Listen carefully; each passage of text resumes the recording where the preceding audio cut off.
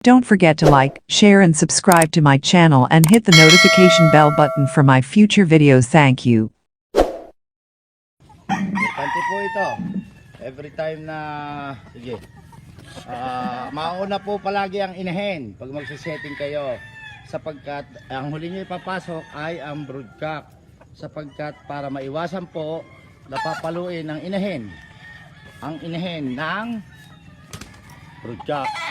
Kasi pag nauna po ang broodcock, pag pinasok nyo inay, papaluin niya po yan. Kaya minsan ayaw namang itlog, nasasaktan pala, sisira. Patay po ang pulet kapag pinalo ng broodcock sa lakas niya pumalo. So ito na po yung good example na sinasabi ko sa inyo na proven broodcock over pulet. 6 years old na po yung broodcock. At ang tatlo naman po ay pulet. Yan po, para yung similya ay wala tayong fertility issues na tinatawag. So importante po, inuulit ko, una ipapasok ay ang pulet bago ang proven broodcock. Ito po, 6 years old na, pero sariwa-sariwa pa. Lahat po na naka-acquire o kaya meron ng linyada ko, yung pong broodcock, ang talagang producer, lahat po ay nagtataglay ng dugo na yan. So, dapat kayo po as a breeder ang nakakaalam kung alin na ikukumbay nyo. So na-maintain po dito yung linyada. Sila po ay hybrid vigor, para yellow-legged hatch, pero wala po relationship. Wala po ito, ready, semen in na tinatawag. Ano po, pakita, maganda pa yung broodcock kahit siya 6 years old. Ang pulet naman po ay 10 months. Para siya ay hindi malalaspag, ang quality, ang size ng itlog, pati po ang similya. Lagi po tatandaan, importante ang ratio na isang broodcock o broodstag sa tatlong inahin man o pulet. Ito po, hindi naman siguro mag-aanak ito ng hindi quality. Depende pa rin po, kahit paano pong quality ng linyada niyan, at yan naman ay nagkasakit, wala rin po yun. Importante po yun. Laging dapat ay healthy. Ay ulit ko, kapag po may kapintasan, ay huwag na ninyong gagamitin.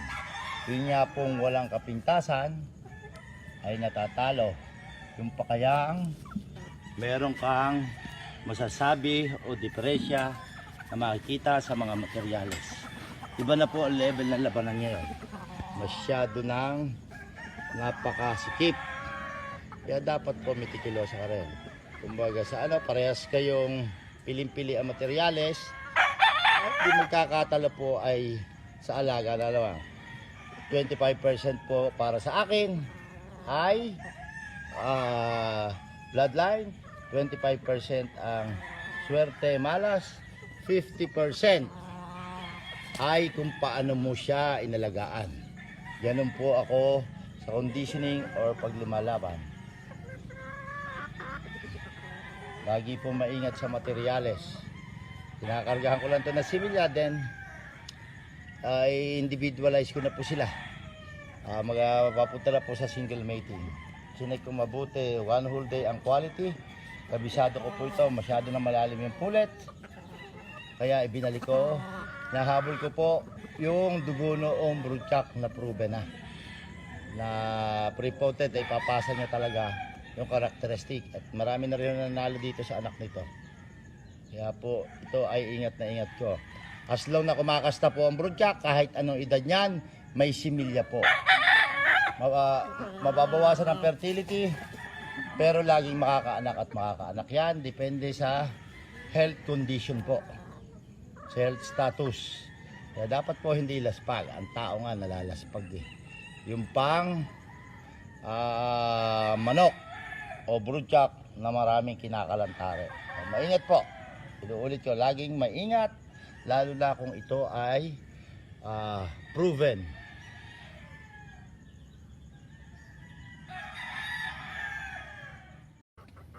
Ito po yung mga anak ng proven hen. Kabila na malakas na ulan, saka bagyo.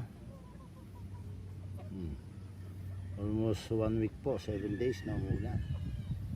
Ito po yung anak nila. Imagine 6 years old na, oh. Magaganda pa anak. Basta alam mo lang ang gagawin. Sila. Putla, kailangan i-deworm, i-dilaw ito.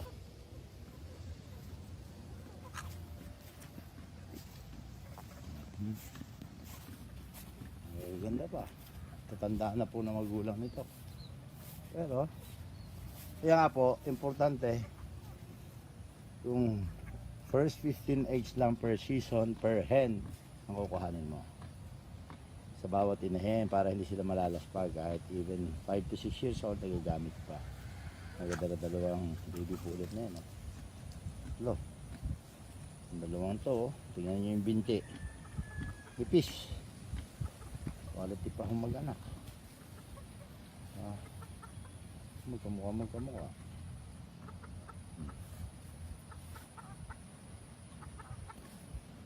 Ito. Ito ako magkamukha. Ang tatanda na po ng kanilang ina. Yan natin yung iba pa. Po. Hilagay sila. Group them according to size, not according to age. Ang ganda, oh. So, konti nga sila. Ang lalaki 10, ang babae 16 siguro. 26. Enjoy naman po. Ang ganda nila. Ito yung mga binti. Tuhod, makinis, pinong-pino.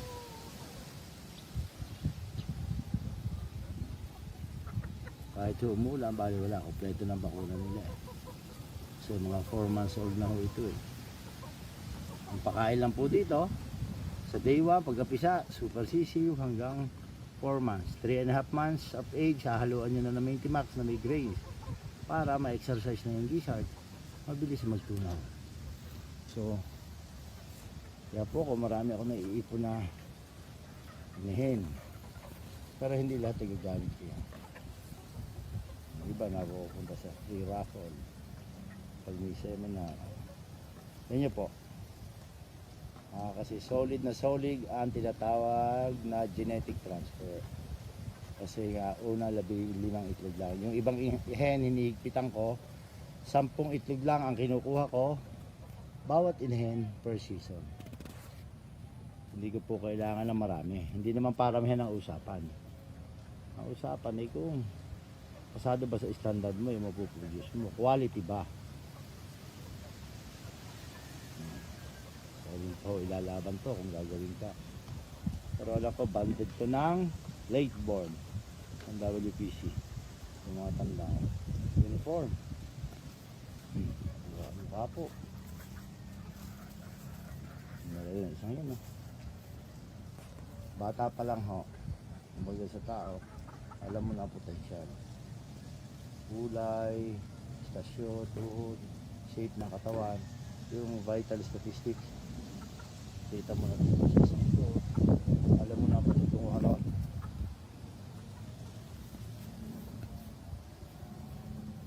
Ito pa yung iba. Pula ang mukha niya pag hindi niya hemorrhage.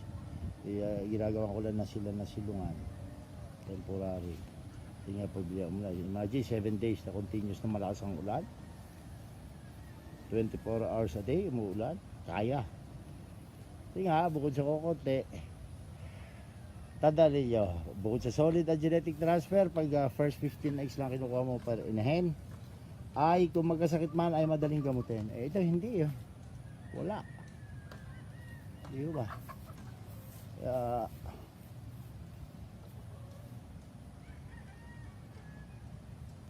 Ang ganda nila. Hindi, kahit hindi yung pagpunta mo. Ay Diyos ko, kung puro may sakit, ay magaling pa, pinagawa ko tayo. Maganda itong isang ito. Pag lalo na pag na-deworm. Magkakapatid, magpipinsan. Anak po na magkakapatid na proven hen. Kaya ingat na ingat po sila. O konti nga.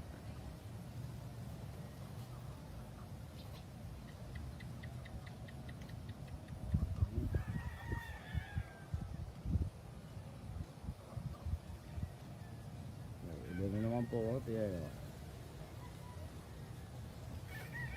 Ganda na po isang ito. Ang kulay.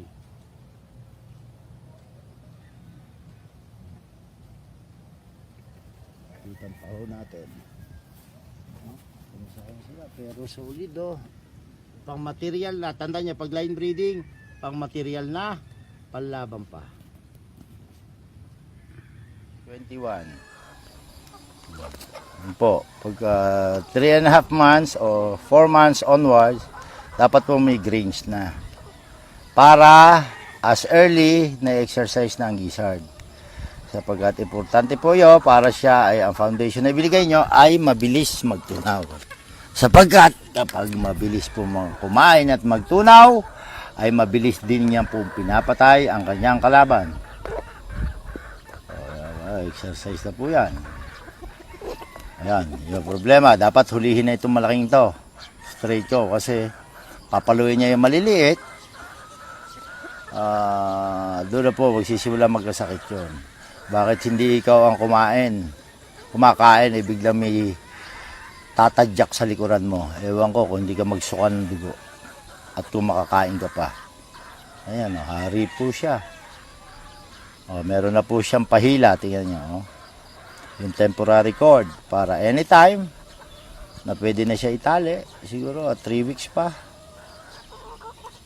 Kailangan punong muna ang katawa bago i-cord. Hari siya. Diba? Maganda ito straight comb na to. Kasi pag maaga mong hinuli, para sa akin nagkakasakit na-stress talaga. Maganda itali. 6 months na. Kaya lang, delikado na po yun. Dapat as early as 5 months, nagbabantay ka na. Kasi anytime pwede magpatayan niya.